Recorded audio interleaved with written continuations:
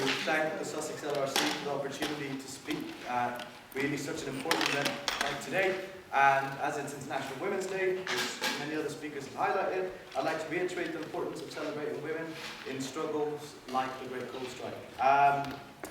And yeah, I unfortunately wasn't alive for that. I unfortunately was born 6 years afterwards. Had I been, though, I would have been there. You can rest assured of that. But you know, from a personal perspective, this is really extremely honouring to help to commemorate the memory and the lessons of the miners' strike and the bravery of the men and women who stood their ground at Orgreave and at every other pit where the police tried breaking up the really effective strikes that we would see. And it is because of the experience of my family, the experiences of the striking miners that we've covered today, and my unfortunate position as one of the Sussex Five, that I want to highlight repression and intimidation in my speech. Because my experience of repression really predates my studies at Sussex University. My family were asylum seekers from Uruguay in the 1980s when they received asylum in Sweden. And then in turn I came from Sweden to here. And it was coincidental that in April 1984 that they arrived in Sweden only a month after the miners' strike started. And they were forced to flee because of my father's role as a trade unionist and later a guerrilla fighter against the military dictatorship in Uruguay, which was imposing Thatcher-style cuts and attacks against poor living conditions across Uruguay.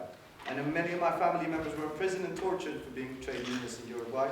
And if anything, their experiences show that actually, rather than Orgreave and any of the other remembered battles between miners and the police being some form of anomaly, like the media sometimes try to portray them as being, it is the normal lived reality for many trade unionists who fight for a better future for themselves and their children, and really across the world.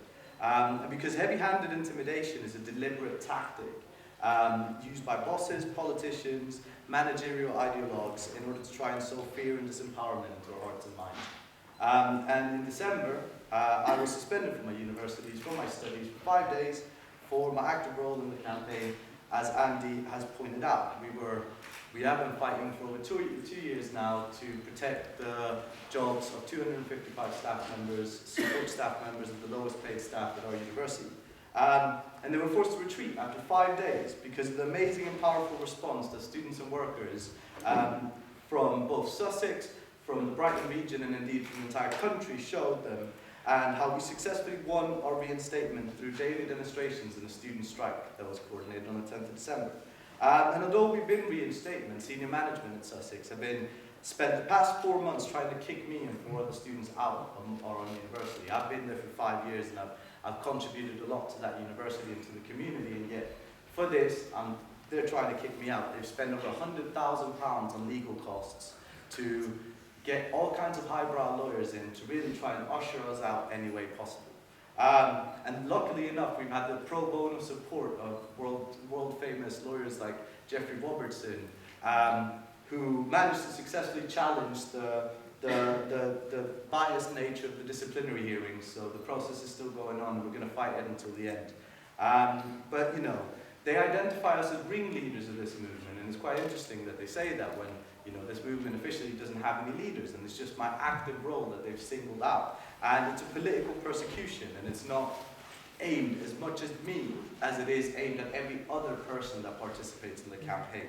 They're scared of what this campaign can achieve. And indeed, senior managers in general are scared of students and workers uniting against the common enemy, being profits over people, which is something that we've had as our core motto since we started this campaign. And we've achieved that at Sussex. We have a strong movement of solidarity between lowest paid workers, campus trade unions and students, and we've been fighting against outsourcing and these direct attacks on working conditions on campus. And just like Bob Crow said, whilst the outsourcing at Sussex has officially gone through, this isn't a loss. This is merely a setback, and we'll be continuing to fight this until these services are brought back in-house and until these workers have better working conditions than what they did when they were previously run in-house. And we've been fighting a bigger fight than that too, a fight for free and democratic education for all. And together with universities and students across the country, our campaign has really been at the forefront in the fight for a different educational system where the interests of the university community are put above those of senior managers. In our fight for a different education, for a free and fair education, where working class people are supported at universities and where support workers have an active say in their working lives, it is in this fight that we've stood alongside UCU Unite in Unison in their fight for fair pay in higher education. And that's why I was suspended. That's why I've been criminalised, because I was part of a group of over 100 students that occupied the university's conference centre a week before the strike on the 3rd of December to highlight the important issues regarding the strike, how it affects us as students, and how indeed it affects every single staff member at the university. And together as well, I was part of a large group of students who joined the picket lines on the 3rd of December in 2013, just gone. When I say we, I mean the students created human roadblocks on the entrances to the university campus to block delivery lorries from coming in to the university. For that, they claimed that I was the mastermind behind that I'd somehow puppeteered all the other hundreds of students that were standing willfully, nearly being run over by cars and by lorries. And for that, I've been victimized and I've been scapegoated. And it's those people it's the people in power respond to challenges like this. Because these challenges threaten the material and ideological basis of their power. Managers are scared of being shown to be on the side of austerity and the Tory destruction of the welfare state.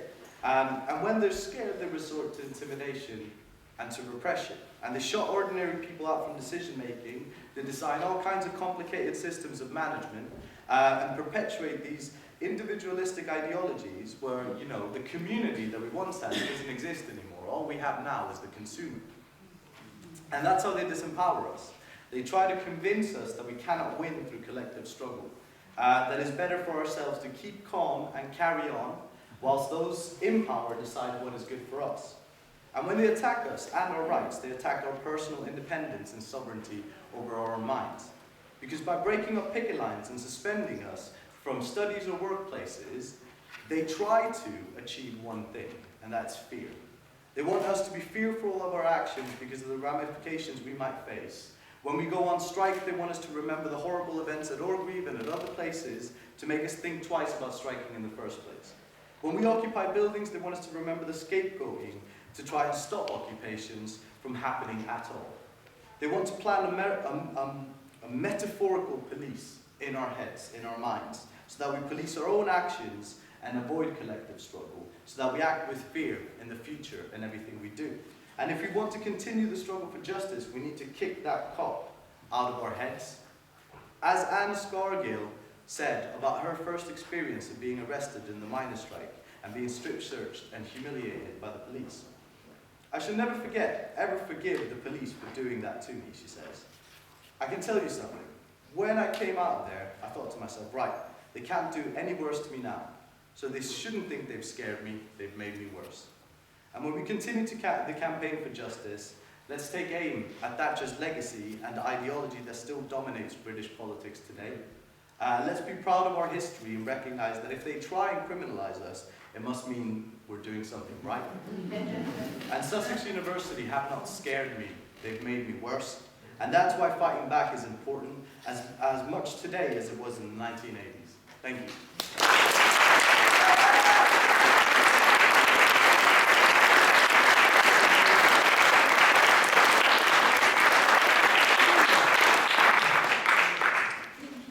Thank you very much, Adriano.